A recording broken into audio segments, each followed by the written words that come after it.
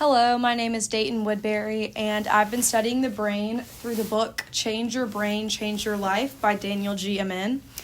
This episode will be about the chapter I've been reading, which is chapter 16, I Love You and I Hate You, Touch Me, No, Don't, Whatever, Brain Patterns That Interfere with Intimacy. And this chapter not only discusses marriage issues based on how your brain works, how your brain is built physically, or the chemicals in your brain, but it also discusses how you can be affected by these brain patterns in friendships or other relationships as well. Daniel discusses that over the past 8 years, he has conducted tests and studies on couples based on their brain patterns and habits and how it can affect their marriages and how similar people with these similar issues in their brains can be affected and how to seek treatment. The first brain issue he discusses is the limbic relational traits. He says that when the limbic system functions properly, people tend to be more positive and more able to connect with others. They tend to filter information in an accurate light, and they are more likely to give others the benefit of the doubt.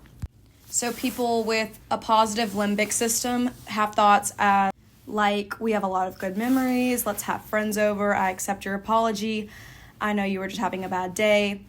They make people feel like they're giving them the benefit of the doubt, and they have a little bit more of an understanding side to them.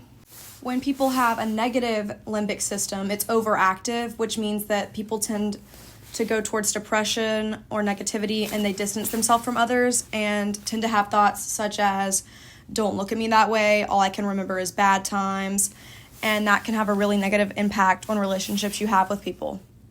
I find this super interesting because these are lots of thoughts that people I know have and have discussed with me, and it could not just be their personality, it could just be the way that their brain is built and the way that their limbic system is functioning. The couple that Daniel studied was Sarah and Joe, and he used fake names in this book for privacy reasons. But Daniel discusses how Sarah had a negative limbic system functioning and how that negatively impacted her relationship with Joe.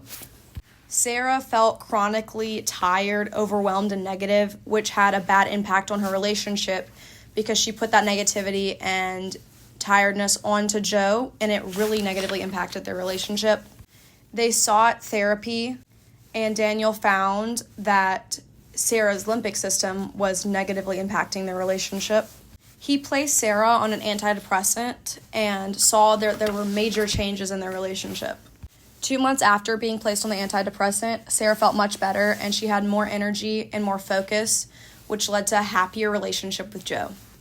This story proves that sometimes it's not the people, it's the way that their brain works, and sometimes you just need to go find what's wrong chemically or physically in your brain to fix the problems. I've also been studying a book called Rewire Your OCD Brain by Charlie M. Pittman and William H. Youngs. This book is about how to rewire people's brains who have OCD. It goes into detail about why people's brains are like this, why they have the tendencies they have, and how to unstructure it. The book starts out with talking about how people develop OCD or what it comes from, and while it can be genetic, I learned that strep throat can cause OCD as well as ADHD in younger children, and it can make the side effects of OCD or ADHD worse in people who already have it. This is something that I did not know at all when I was researching OCD, and I didn't figure it out until I read this book, and I went on to research it in other websites and found that this is true. It's just a not very common fact. Many people on the internet have posted about their OCD and have linked it back to having strep when they were younger. And many people who get strep throat while already having OCD or ADHD have noticed that their habits from these brain disorders have worsened. So what are these tendencies in an OCD brain? The book goes into that.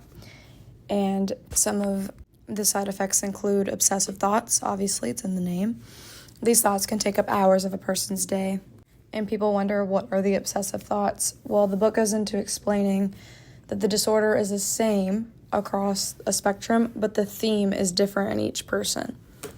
A theme for OCD is a common central thought or idea that thoughts develop around. Some examples of this are religion, sexuality, having cancer, and many other things, like cleanliness is one of them. And this obsessive thinking can lead to people finding ways to cope. The common coping mechanism for OCD is compulsions, given the name obsessive-compulsive disorder. Compulsions can come in many shapes and forms, such as checking, counting, cleaning, and seeking reassurance. But compulsions are temporary, and that's why this book seeks to rewire the brain, because the compulsions are temporarily fixing the obsessive thoughts, but they're not leading to a better outcome later or stopping the obsessive thoughts. And it's not just overthinking about things that comes with OCD. The amygdala is causing anxious feelings because of these thoughts.